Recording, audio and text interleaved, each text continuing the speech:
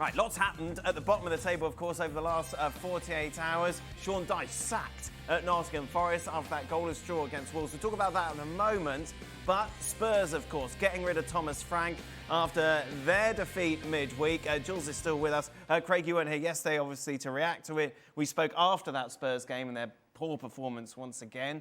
You were surprised a little bit because when we were discussing it... No, I wasn't surprised. I just thought, I thought they would not bend the knee to the supporters as quickly. But clearly they've taken stock of not just the recent performance, but don't forget they qualified in the Champions League and they've got a bye. Can you believe it?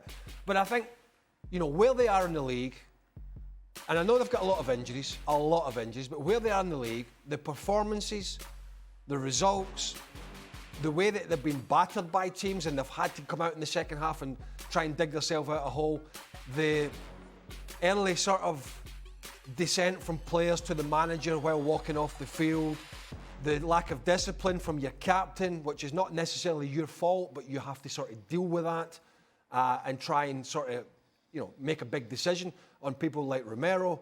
I think there's been so many things that I just felt that Thomas Frank is, to be quite honest with you, I think a little bit out his depth, jumping from the expectations at Brentford and how they played at Brentford with the physicality and the counter-attacking play compared to what they do now with Keith Andrews, which we talked about. They try and play actually football now and do play some good football. I think going into Tottenham and trying similar stuff is not what they wanted, and it certainly wasn't happening. So I think it's a club that doesn't know what direction it wants to go in, if I'm being honest with you. I think they're swimming about in the pond and they don't know what side to go to. They just don't know. They're sinking. So what decision they'll make now, I don't know. But yeah, I know you said it the other day that I think he should go, and I think it would be hard to argue against that. I just felt the board would sort of bury their head for a few more weeks and see if it would go away. But I think clearly they've looked at it and said, no, listen, things ain't getting any better. And forget this pie in the sky about being in the Champions League, because the first half decent team they're going to come up against, they're getting knocked out. Yeah. It's as simple as that. They're getting knocked out. And so the league is the important scenario for them, and they are spiralling to a relegation battle, so it had to be done. Jules, we've heard stories about Thomas Frank and where it went wrong, for example, on the training pitch. Just give the headlines of what we've heard over the last 24 hours.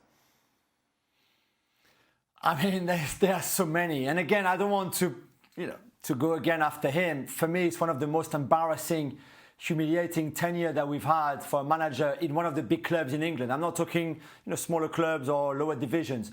For a top club in England, the stint that he had at the club is, for me, one of the most embarrassing, from being humiliated publicly by Van der Ven and Jet Spence after that game where he asked them to go and clap the fans and they didn't even look at him, to the Arsenal Cup in that away game at Bournemouth, to obviously the bad results that we've seen. I mean, over the last 10 league games, I think they've taken as many points as Wolves, for example. So from start to finish, it was bad. But I think for me, what was the biggest problem is the lack of authority that he brought and players not respecting him, which could be on the players, sure, but when you arrive in a big dressing room like that, and Craig knows it, with big egos, big name players who've won more than you, because by the way, you've won nothing in your career, which is true.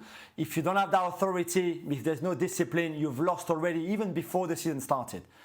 Then, if you can't even engage with your players at training, making your training sessions interesting, where they actually feel, okay, he might not have won anything, but there might be something interesting here, you've even more lost than just by the lack of authority and discipline. And that was also the case. There's so many incidents, there have been so many incidents, so many problems. For me, he thought, probably very naively, that he could be exactly the same than he was at Brentford.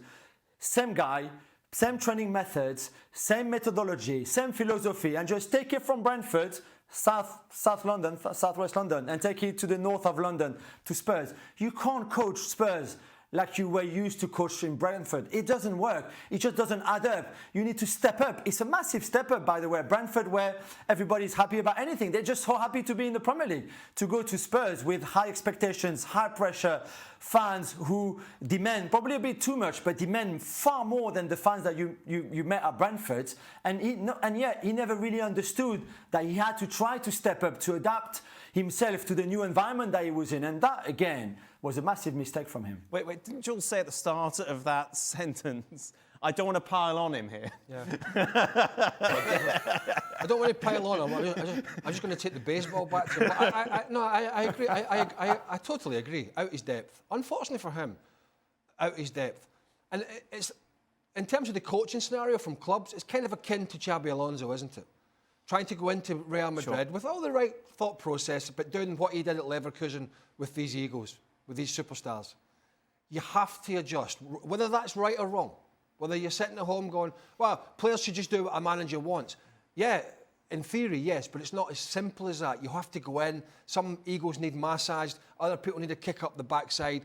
And go back to the respect that clearly was lost when Spence and Van de Ven ignored the manager. And I've rarely ever, if ever, seen that. That is just lost the dressing room, right? But you don't lose a dressing room, or you shouldn't, when you walk in and you're not a big name and you haven't had a big playing career and you haven't managed big clubs. Most players are still giving you a chance. They're giving you, unless you've got a real bad apple in the dressing room, most dressing rooms are giving you the chance still. Okay, Thomas Frank, yeah, you're not this superstar player, and you're not coming from Real Madrid or Barca or Bayern Munich or whatever it is. You're coming in from Brentford, but we're going to give you a chance. But something else has happened in the dressing room or on the training ground where these players, some of them, maybe not all, some of them have gone, he's clueless. Right. He's out his depth and he doesn't know what he's doing. Because players just don't start blanking managers because they haven't had a big-time career. Something else is, and you know, we talk about it with Stevie and Xhaka a lot, is that players can smell it when you walk into a dressing room. That authority, that understand. When a coach puts training sessions on, players will go, I'll tell you what, that was decent. Right. I'll tell you what, that was interesting. Oh, I like that. Yeah, he's sharp, he's on it.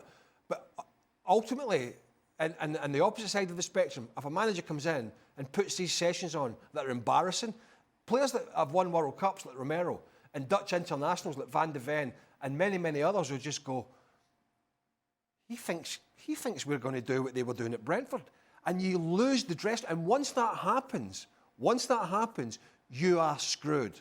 And then we've seen the results of that on the pitch. And we've seen the results. And yeah, they've rolled their sleeves up in some of the games and came back. But if you watch the bulk of their games, particularly the first half performances, most of the teams they've played against have rolled them over.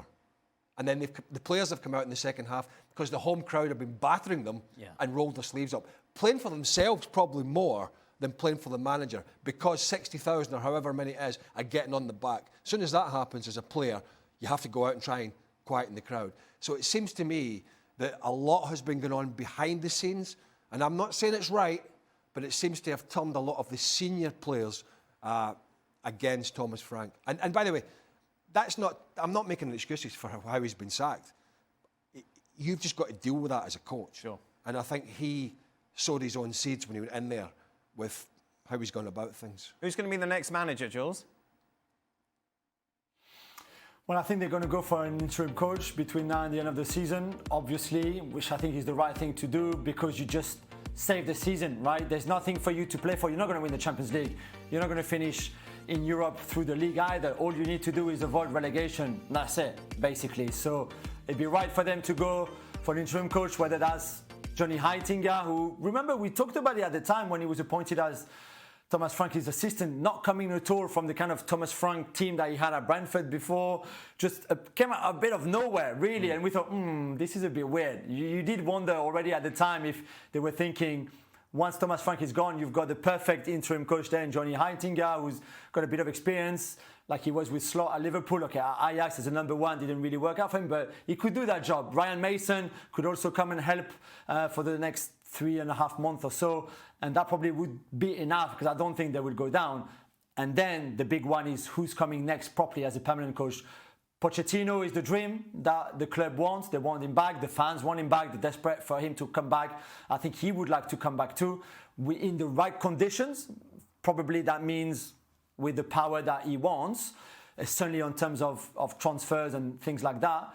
But I think if you give him that, I'm not saying this is the right thing. I always struggle a little bit with managers or even players coming back to a club where they were successful a few years down the line. I'm not sure if is that the right thing to do, but it's certainly the top of their shortlist. And then below that, you've got De Zerbi, you've got even a Robbie Keane, you've got people like that. But Poch right now is the front runner by far. Is Bournemouth's form ruled out even Areola? I mean, because he was flavour of the month for a while, and they've sold the best players.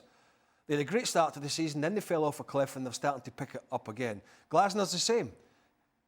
It's taken 3 or 4 months for the perception of these managers, not the reality, the perception, which is sometimes difficult for a club to sell to the fans. Well, look at Palace are spiralling towards the relegation. Bournemouth have had this season. Sometimes fans don't see the bigger picture. These 2 managers, 6 months ago, were the top of the list on a lot of teams. But it's the perception of the seasons that some of them have had. And I think I love watching Roberto De Zerbi's teams, but he's gone from a dumpster truck, at Marseille. If he goes into Tottenham, with how they run that club, he'll burn the place down. I mean, he'll just been, they'll be knocking heads within a few months. So it's a real difficult one. I'm with Gilles in a sense. I don't think the fairy tale story often works, does it, going back in Pochettino?